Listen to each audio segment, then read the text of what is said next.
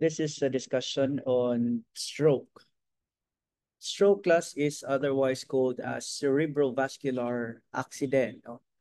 And stroke is quite familiar to us, no? Because this condition is really very common. In fact, we associate this with conditions like uncontrolled hypertension or in patients who has had hypertension but has not been taking its medication, such that ang ugat sa utok, for example, ni buto, mao na nga bleeding dito sa sulod, causing death in the surrounding tissues. And the manifestation of a patient with stroke actually varies depending on the part of the brain that is affected. So for example, naa kay bleeding at the occipital lobe, what do you expect would be the manifestation of the patient? So it would manifest visual problems, no? Problems in vision. If it is the parietal lobe that is affected, so it's the proprioception, possible ability of the patient to feel pain or to feel pressure. What if it's the temporal lobe, for example, that is being affected? So possible ng imong patient kay magka-receptive aphasia. And you know that, no? So ang symptoms actually class varies, no? Di kita kaingon kung unsa ang exclusive symptoms sa pasyente because the manifestations of a patient with stroke varies depending on the part of the brain that is affected. Now, stroke or cerebrovascular accident could be attributed to several risk factors. And when we speak of risk factors class, we actually can classify them into modifiable and those that are non-modifiable. Okay. When we speak of non-modifiable, these are those which are existent in a person and you could hardly change them because you are born with it. Okay. So non-modifiable are those where you cannot have any control over it because the person is born with it. While those modifiable are those that can be changed. Okay. What are example of modifiable factors? So this could be smoking. Okay, pwede man na nimo hunungon. Okay, so it's modifiable. Obesity. Okay, pwede man nimo i-control ang imuhang pagkaon. Okay, hypertension, because you can actually manage it with a proper intake of medication and regulation of your salt intake, di ba? Or your diabetes mellitus, because this can actually be controlled or modified through your adherence to your medication, diet, and exercise regimen. But there are risk factors to stroke class that you really cannot modify because you are born with it, or these are necessary consequences of life. Like for example, your age. Di man na nimo mausab, no? Di man na nimo ma-alter ang imuhang age, no?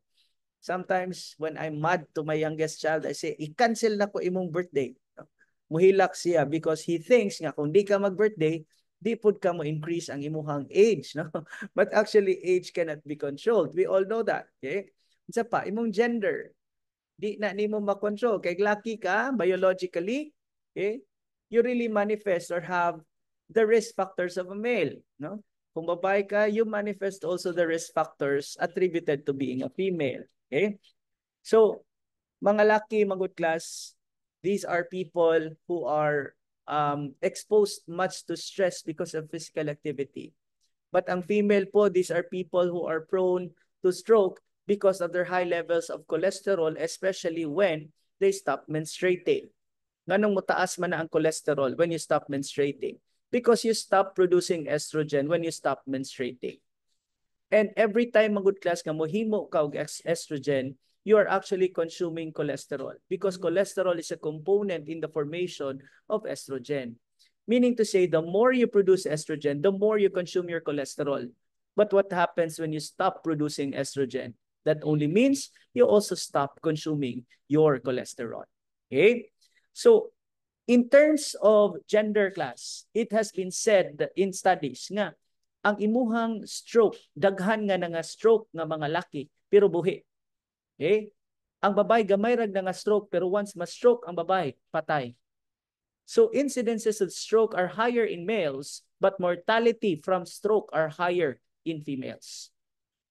Risk factors also are those who are blacks, no? ang imuhang race kay black, dili ka na imong color black, no? So kanang mga gibuwad sa init din ha, no? Dili ka moingon ay patay ma-stroke na gyud ko ani kay niitom na ko.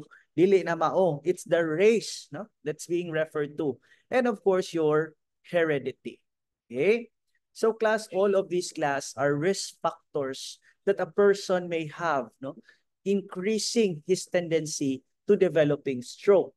So delikado kung high blood na ka, manigarilyo pagyud ka, unya overweight pagyud ka, samot nang napagyud kay diabetes, kay kompleto gyud tanan nimo nga mga risk factors. Okay? So I highly suggest when you have these, no, kuha na lang kadahaan og imuhang kuan, no, sa imong kuhaon. Ala mo diha. No? So now, those are your different risk factors. Now, when we speak of stroke, there are two different kinds of stroke.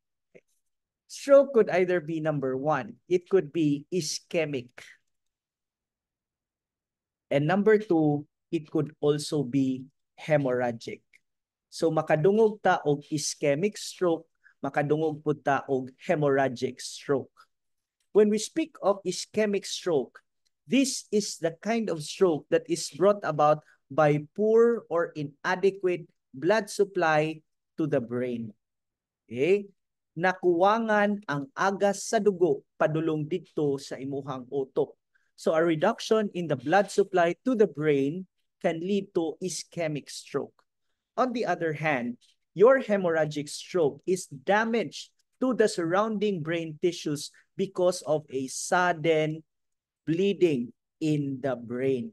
Nidugo lang og kalit, no? Nganong nidugo man og kalit, maybe na ay ugat nga nibuto. So pagbuto sa ugat, for example, imuhang cerebral artery, mo man ay pinaka-common, no, nga mobuto. So pagbuto sa cerebral artery, ang imuhang dugo ni awas, causing damage to the surrounding tissues. And whatever the tissue is affected, maupod na ang imuhang manifestations later on. So here, class, you see the differences, the general differences in the two kinds of stroke. Ischemic stroke is attributed to a reduction in the blood supply to the brain, while your hemorrhagic stroke is a sudden bleeding in the brain that could be caused by uncontrolled hypertension, thus leading to ruptured aneurysm. Okay?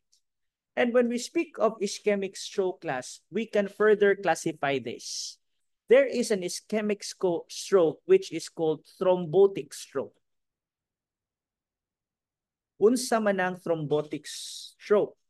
This is the most common kind of ischemic stroke wherein there is an injury to the endothelial walls of the blood vessels supplying the brain. No? So tungod kay naa kay endothelial wall injury to this blood vessel supplying the brain, then naanay clot or thrombus nga ma-form dinha. Okay? And because of this clot or thrombus, then the blood flow to the brain is occluded. So kani, for example, no, mo nimong cerebral artery, no? That is the artery that supplies blood to the brain. Okay. Unya kay nasamad man ang imong ugat. So kung naay endothelial wall injury or naay samad sa imuhang ugat, then mo create na dayon ta og platelet plug. This platelet plug is what we call a thrombus. So kung nana siya thrombus, class, makaagas pa ba ang dugo? Makaagas na pero gamay na lang. That's why kung gamay ra ang makaagas nga dugo because of nakabara nga thrombotic stroke, then there is a reduction in blood supply to the brain, a condition called ischemic stroke. Okay? And because this is brought about by a thrombus, our management for thrombotic stroke is to give the patient thrombolytics. No? Pampadugmok sa imuhang thrombus. So you call them as your thrombolytics. Examples of thrombolytics, class, are your streptokinase, you can have urokinase, and you can have your tissue plasma activator IV. Okay? Intravenous administration of tissue plasminogen activator. Tissue plasminogen activator given intravenously. So kani silang streptokinase, urokinase, and TPase are thrombolytics, pampadugmok sa thrombus. So aron ang kani siyang nakabara diri, madugmok na nimo. Okay? And sometimes, di gihapon siya madugmok, bisan imo na siyang gihatagan og thrombolytic. So that's why we need to do an invasive procedure. This invasive procedure is what we call thrombectomy. Unsa man na siyang thrombectomy, the removal of the thrombus. And this is more commonly known now on modern times as your stent retrievers. Unsa man na siyang stent retrievers or your thrombectomy. Okay? Mupasok ta dito og very nipis nga catheter class. Unya, i-press na nimo, mubuka na to siya. Pagbuka niya, imo na ding birahon, madaan na to ang imuhang clot. So to illustrate, kani siya. Okay? Asa na to siya? Okay. Kani. Here. Oh. So ipasok ni nimo siya ang imuhang catheter class, kani diri dapita. Unya, buka nimo para makuha to nimo ang kaning clot diri dapita. Okay? So you call this as thrombectomy or the removal of a thrombus or a stent retriever. So this is for your first kind of ischemic stroke. The second kind of ischemic stroke class is what you call embolic stroke. Okay? Unsa man na siyang embolic stroke? An embolic stroke is one where there is a thrombus nga na-dislodge. Okay? But the thrombus nga na-dislodge is not from the brain blood vessel itself, gikan siya from somewhere else. Okay?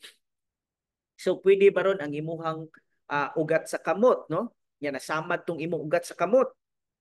Nya na-dislodge siya.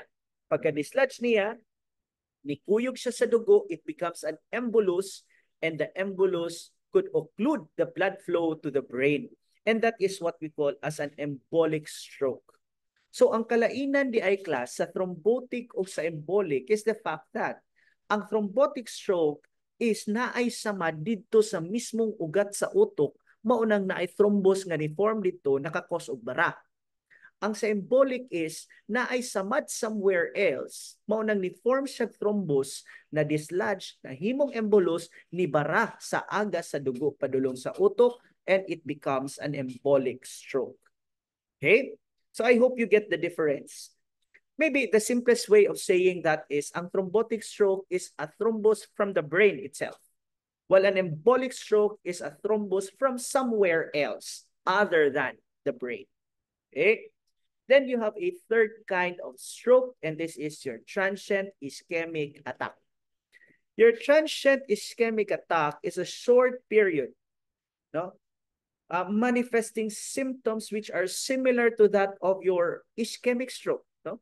Na-stroke yun ka, no? Ang imong symptoms, na-stroke yun ka. Meaning, nag-slurred ang imuhang speech, dihoy-hoy ang imuhang kamot, ni weak, no? Kung nagkupot kag baso, mabuhian nimo ang baso, di ka kakita og pinakalit, unya matumba ka, or there is loss of balance. In other words, you will manifest the symptoms of a person with stroke.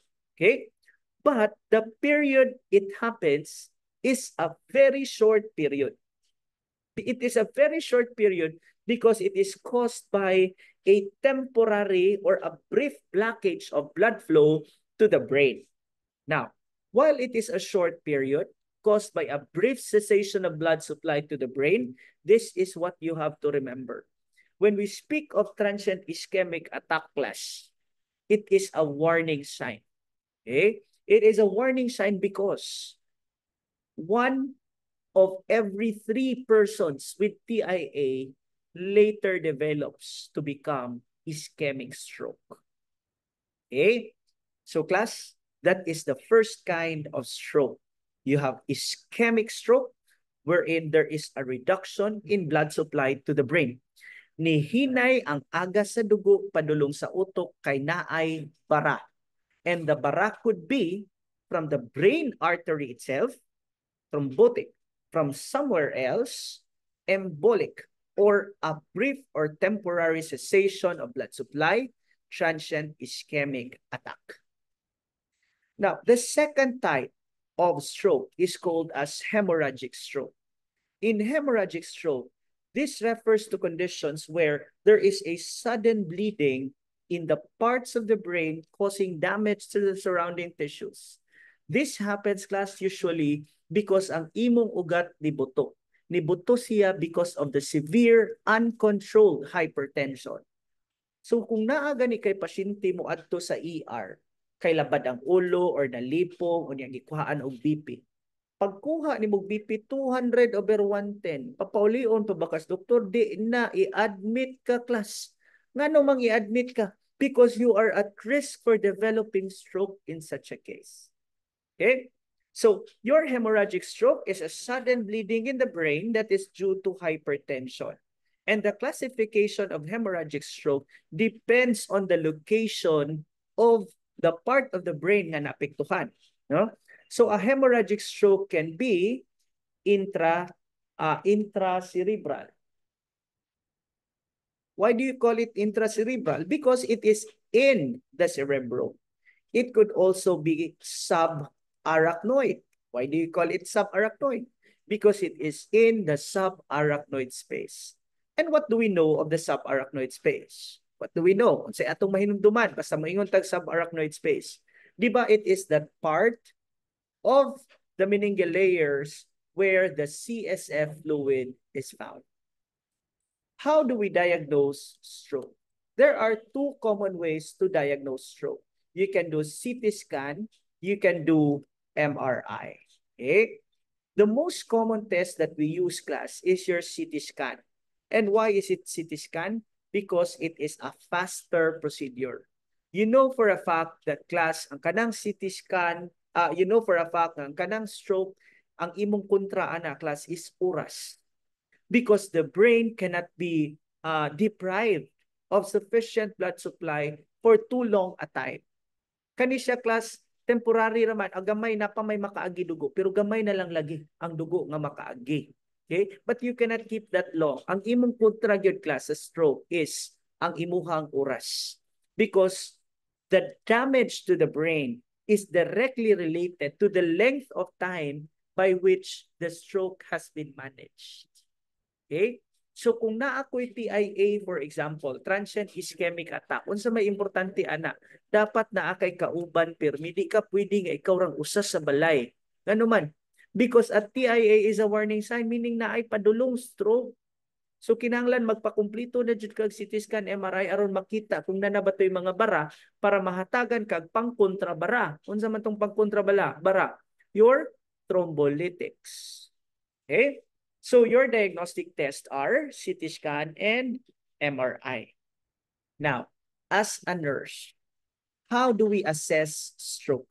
We assess stroke. Our assessment for stroke is in a mnemonic named as BFAST.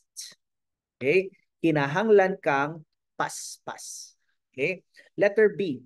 It means you need to assess the patient for balance. You observe the patient kung unsa man ang patient, kung maglakaw murag matumba ang imuhang pasyente. So you look at the balance of the patient. Number 2, you check for your eyes. So unsa may atong tan-awon on the aspect of the eyes. We look if the patient has developed visual problems. In stroke, class, kung maigo ang occipital lobe, you check the patient for possible visual problems. Okay? And the most common visual problem in patient with stroke is hemianopsia. Unsa man na siyang hemianopsia? This is described as a person who consumes just half of his plate. Okay? So everyone, try to cover one eye. Okay? After you cover one eye, you try to cover one half of the eye. What do you see? Okay, so one eye and half of the eye. What do you see? You actually see just half of the plate. So one of the symptoms is inikaon sa pasyente, you would see nga ang nahurot tunga ra sa plato, ang tunga sa plato puno pa. Okay? So this refers to the loss of one of your visual field. So example, half of the plate is full. So what do we do when a patient has hemianopsia? It's important that you assist the patient in scanning the surroundings. Okay? So ma'am, kanang lingi sa ka, ana-ana sa ka, lingi ka. So you assist the patient in scanning the surroundings, and when you approach the patient, kung muduol gani kag pasyente, you should approach the patient from the unaffected side. Okay? So pag duol nimo sa pasyente, ayaw og duol dito sa part nga wa siya makita kay mukalit lang kag tunga. Okay? So ngari ka gikan sa makita niya hangtod sa dili nakamakita. So in approaching the patient, you should approach him at the unaffected side. Okay? Letter F. Unsa man ang letter F sa BFAST? You also assess the patient for facial drooping. Unsa man na siyang facial drooping.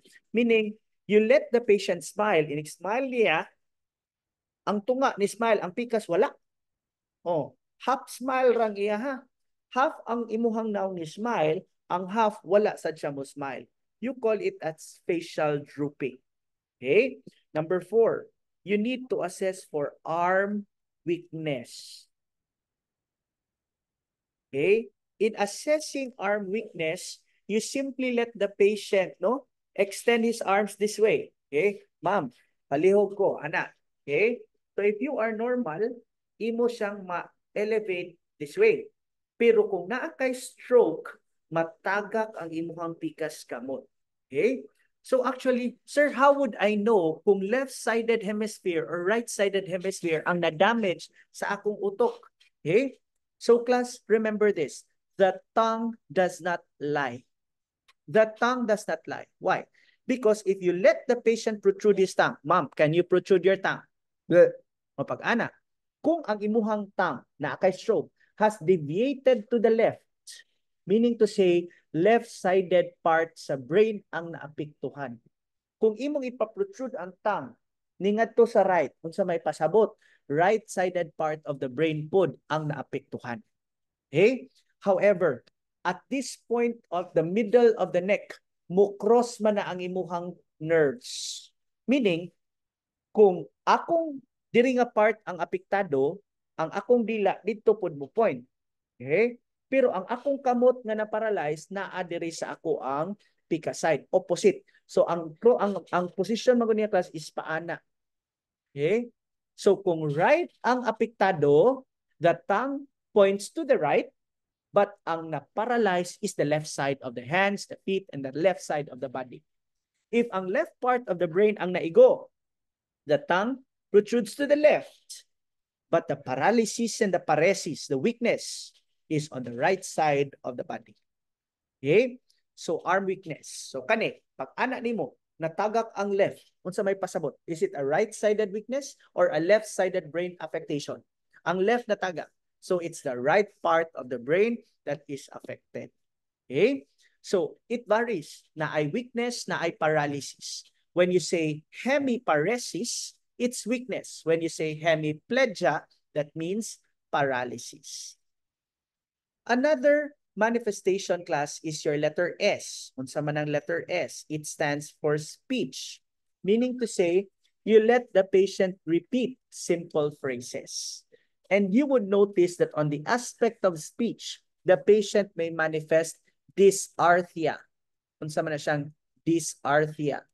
Dysarthria is the motor difficulty of the patient to pronounce words. Maglisod siya motor o ana. Maglisod siya o enunciate sa words. You call it dysarthria. And another affectation in terms of speech is your aphasia. Remember class, when we speak of aphasia, naa kay Broca's area at the frontal lobe, Wernicke's area at the temporal lobe. When the Broca's area is affected, di kakabuka sa imong bakbak. You have expressive aphasia. Sa Wernicke's aphasia, naapo kay receptive aphasia. Meaning to say, you do not understand the words that comes to you. Kay balo ka nga nagisulti nimo pero di ka kasabot. So that's your receptive aphasia. When receptive aphasia is coupled with expressive aphasia, that is what we call global aphasia. So in patients with aphasia, how do we manage that as nurses? Number 1, we use close-ended questions. Ayaw na mo pangutanag essay type question, no? Kay maglisod na gani sila sulti. O niya, gipa essay type question pag yun nimo. Kana lang mga yes or no ang tubag. So it must be a close-ended question and you can use your sign language. Okay? So those are how you manage your patients with aphasia. And of course, sa BFAST, letter T, it stands for time because time is of the essence. So in patients experiencing stroke, you should be fast. B, you should check for balance. E, check the eye. F, facial dropping. A, arm weakness. S, speech. And T, time. Last class is to determine what other symptoms might the patient manifest. A patient may not be able to recognize things, no? Papiyungon nimo ang mata, pakupton nimo ballpen for example, nya imong ingnon unsa man na siyang imong gikuptan, di man siya kaila. Unsay tawag ana? Agnosia. Okay? If the patient is not able to perform tasks which he has previously learned, kay balo mo bike karon dili na kay mo bike. Kabalo mo lakaw karon dili na kabalo mo lakaw. How do you call it? Mura siyag prakstra. Okay? And most commonly class, patients also manifest urinary incontinence. So that ends our discussion on stroke.